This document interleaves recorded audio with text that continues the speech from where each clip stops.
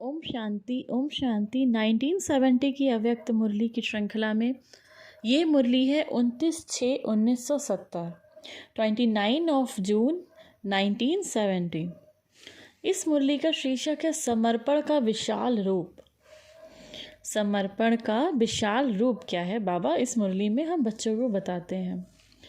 आज बाप दादा बच्चों से कहते हैं, आप सभी अपने चारों मूर्त को जानते हो। बाबा बच्चों से पूछते हैं, आप सभी अपने चारों मूर्त को जानते हो। आज बाप दादा हर एक के अभी संगम युग समय की न कि भविष्य ही चार मूर्त एक एक में देख रहे हैं। बाबा कहते हैं, बाबा आज बच्चों की चार मूर्त एक एक में देख रहे हैं। कौन कौन सी चार मूर्तें हैं? वह चार मूर्त कौन सी हैं? अपनी मूर्त को जानते हो?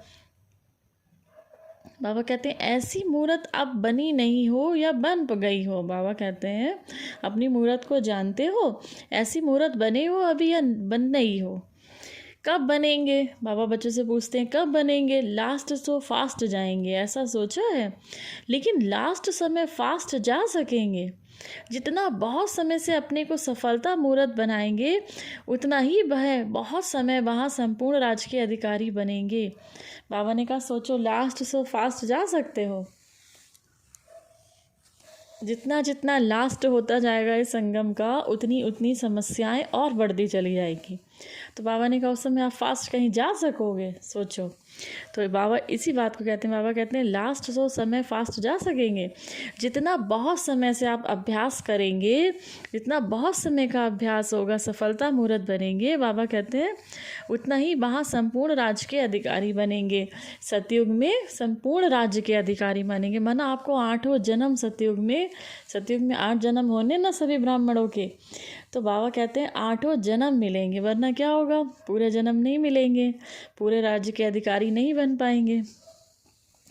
समझो अगर कोई बहुत समय से सफलता मूर्त नहीं बनते तो उसी अनुसार राज्य का अधिकार भी थोड़े समय ही मिलता है।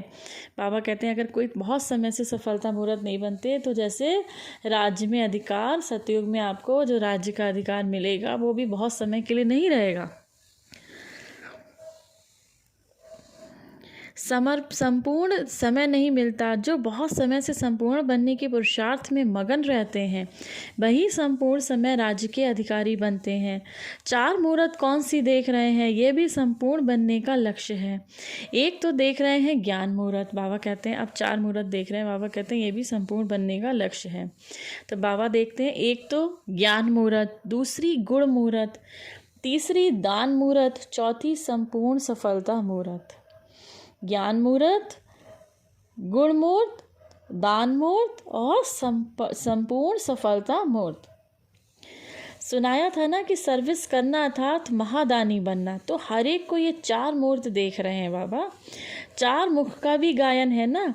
एक मूर्त में चार मूर्त का साक्षात्कार कराना है। बाबा कहते हैं ये जो एक चेहरा है, एक मूर्त है आपकी, इसमें चार मूर्त का साक्षात्कार कराना है सभी को। अगर एक भी मूर्त भी कम है तो वहाँ भी इतनी कमी पड़ जाती है। कहाँ पर? सतयुग में। जैसे यहाँ साथ में ले जाने वाला सामान बुक कराते हैं तो वहाँ मिल जाता है, ऐसे ही ये भी बुकिंग ऑफिस है। बहुत अच्छी बात बाबा कहते हैं। जैसे यहाँ पर क्या होता है, साथ में जब आप जाते हैं, आपने देखा होगा कभी प्लेन में जाइए तो प्लेन में जो साथ सामान ले जाते हैं उसको बुक कराते हैं। फिर वो बाबा कहते हैं जब वो साथ सामान बुक कराते हैं तो फिर जब आप डेस्टिनेशन पे पहुंच जाते हैं तो वो सामान भी आपका पहुंच जाता है, मिल जाता है। ऐसे ही बाबा कहते हैं ये क्या है? संगम युग बुकिंग ऑफिस है। यहाँ पर बुकिंग चल रही है। तो बाबा कहते हैं जितना यहाँ बुक करेंगे उतना ही वहाँ प्राप्ति होगी। यही सोचो कि चार ही मूर्त बने हैं। बाबा पूछते हैं बच्चों से, ये सोचो कि चार मूर्त बने हैं, चार मुखी बने हैं। जितना यहाँ अपनी मूर्त में सब बातें धारण करेंगे उतना ही भविष्य राज्य तो मिलेगा ही, लेकिन द्वापर में भी जो आपकी जड़ मूर्तियाँ बनेंगी वह भी इस संगम की मूर्ति प्रमाण ही बनेंगी। बाबा कहते हैं जितना आप यहाँ पर मूर्त में अपने अंदर ये सर्व बातें धारण कर लेंगे, माना ज्ञान धारण करेंगे, गुण मूर्त बनेंगे, दान मूर्त बनेंगे, संपूर्ण सफलता मूर्त बनेंगे, उतना ही बाबा क्या कह रहे हैं, द्वापर में जो आपकी जड़ मूर्तियाँ होंगी, जो देवी देवताओं के चित्र बनेंगे, इस संगम की मूर्ति प्रमाण ही बनेंगी। इस संगम में आपका कैसी मुहूर्त है उसी के प्रमाण ही बनेंगी। तो ये बुकिंग ऑफिस है, बाबा ने कहा है पूरा। समझा। अब संपूर्ण मूर्त बनने के लिए क्या लक्ष्य सामने रखेंगे? जैसे भक्ति वालों को समझाते हो ना कि चित्र देखकर वह ऐसे पुरुषार्थ किस पुरुषार्थ से बने सो समझो। बाबा कहते हैं ऐसे भक्ति वाले को समझाते हो कि चित्र देखकर वे किस पुरुषार्थ से बने सो समझो। तो आप संपूर्ण मूर्त बनने के लिए क्या लक्ष्य सामने रखेंगे? उन्होंने क्या लक्ष्य रखा? साकार में संपूर्ण लक्ष्य तो एक ही है ना। उसने कर्मातीत बनने के लिए क्या लक्ष्य रखा? किन बातों में संपूर्ण बने? ब्रह्मा बाबा ने कर्मातीत बनने के लिए क्या लक्ष्य रखा और बाबा किन बातों में संपूर्ण बने? संपूर्ण शब्द कितना विशालता से धारण किया ये मालूम है? शब्द तो एक ही है संपूर्ण, लेकिन कितना विशाल रूप से धारण कर ऐसे बने। सर्व संपूर्ण के लक्ष्य से ही संपूर्ण बने। जितना समर्पण उतना संपूर्ण, जितना समर्पण उतना संपूर्ण। तो बाबा ने कहा समर्पण कैसे? मनसा वाचा कर्मणा से एक एक संकल्प से बाबा को समर्पित, उतना ही संपूर्ण बनेंगे। लेकिन समर्पण का भी विशाल रूप क्या है? जितना विशाल रूप से इसको धारण करेंगे उतना ही विशाल बुद्धि भी बनते और विश्व के अधिकारी भी बनते। वह विशालता क्या थी? इसमें भी 4 बातें हैं। बाबा कहते हैं जितना विशाल रूप से इसको धारण करेंगे। समर्पण का विशाल रूप क्या है? बाबा बताते हैं समर्पण का विशाल रूप क्या है, बड़ा रूप क्या है समर्पण का। जितना विशाल रूप से इसको धारण करेंगे उतना विशाल बुद्धि भी बनते और विश्व के अधिकारी भी बनते। वह विशालता क्या है? इसमें भी 4 बातें हैं। अब बाबा कहते हैं उसमें विशालता क्या, उसमें भी बाबा 4 बातें मुख्य बता रहे हैं। पहला, एक तो अपना हर संकल्प समर्पण, दूसरा हर सेकंड समर्पण। पहले अपना हर संकल्प समर्पण, दूसरा हर सेकंड समर्पण अर्थात समय का समर्पण, तीसरा कर्म भी समर्पण, चौथा संबंध और संपत्ति जो भी है वह भी समर्पण। अब पापा इसमें भी 4 बताते हैं कि समर्पण का विशाल रूप क्या है।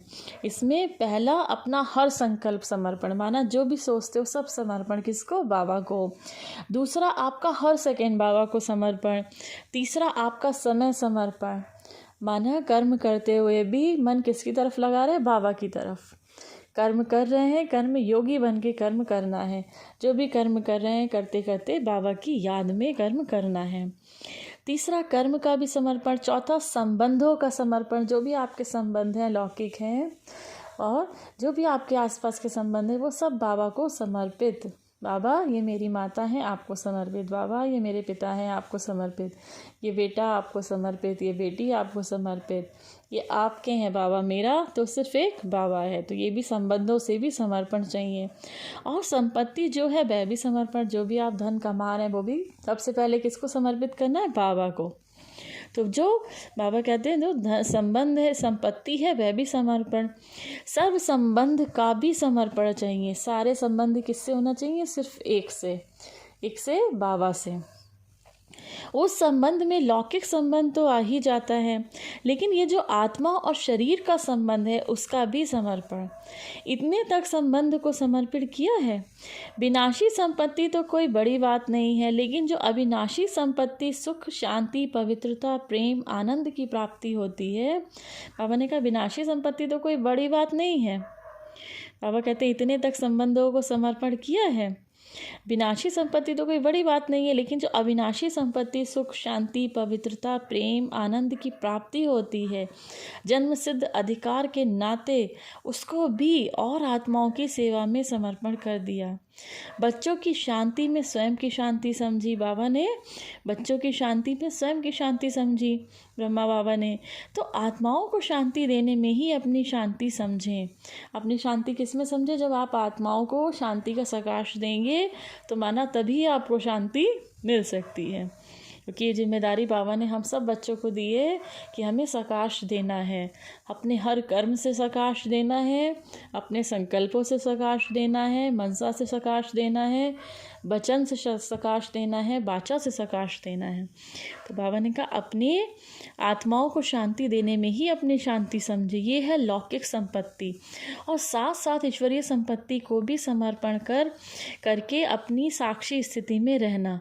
तो समर्पण शब्द का इतना विशाल रहस्य, बड़ा विशाल रहस्य है, समझा।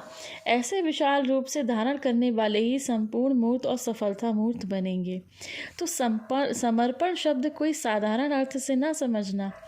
लौकिक का समर्पण करना सहज है, लेकिन जो ईश्वरीय प्राप्ति होती है वह भी समर्पण करना, अर्थात महादानी बनना, औरों को शुभचिंतक बनना, ये नंबरवार यथा योग्य यथाशक्ति होता है। बाबा कहते हैं वह भी समर्पण करना अर्थात महादानी बनना, औरों का शुभचिंतक बनना, ये नंबरवार यथा योग्य यथाशक्ति होता है। इतने तक समर्पण बनने वालों को संपूर्ण समर्पण कहा जाता है। ऐसे संपूर्ण मूर्त, संपूर्ण मूर्त बने हो। बाबा कहते हैं ऐसे संपूर्ण मूर्त, समर्पण मूर्त बने हो।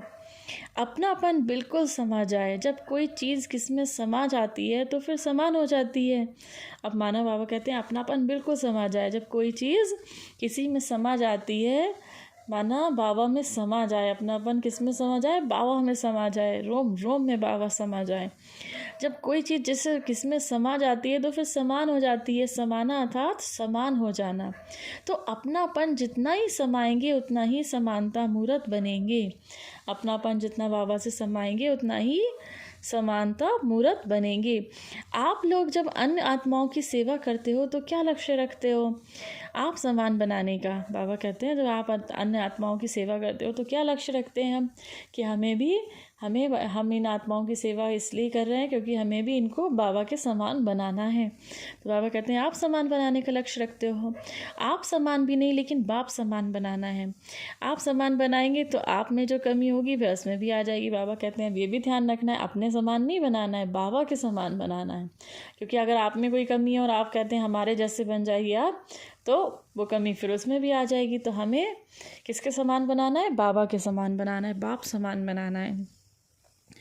इसीलिए अगर संपूर्ण बनना है तो आप समान भी नहीं, लेकिन बाप समान बनाना है।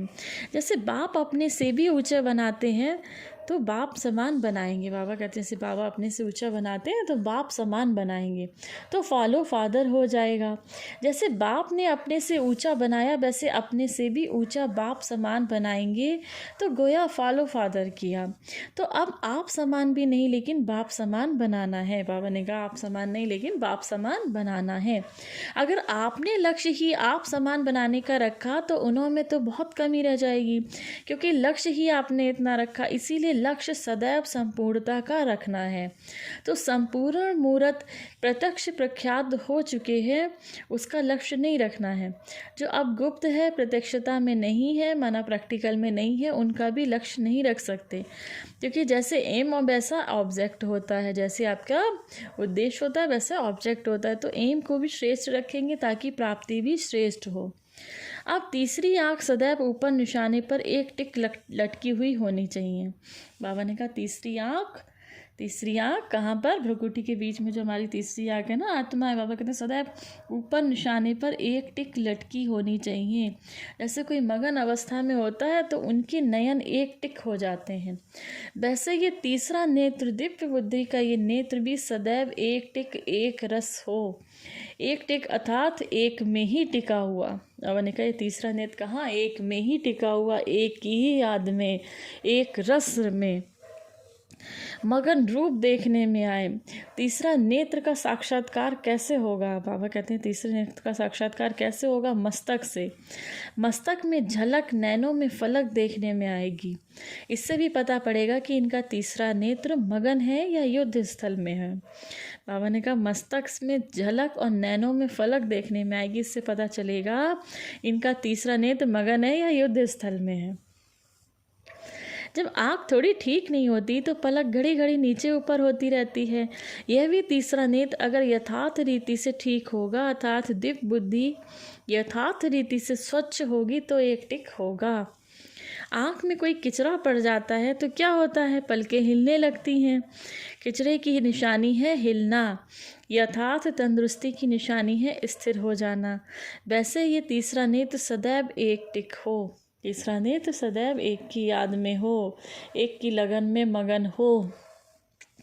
ये साक्षात्कार आपके मस्तक से होगा, नैनों से होगा। तो चेक करो हमारा तीसरा नेत्र जल्दी जल्दी बंद होता और खुलता है या सदैव खुला ही रहता है।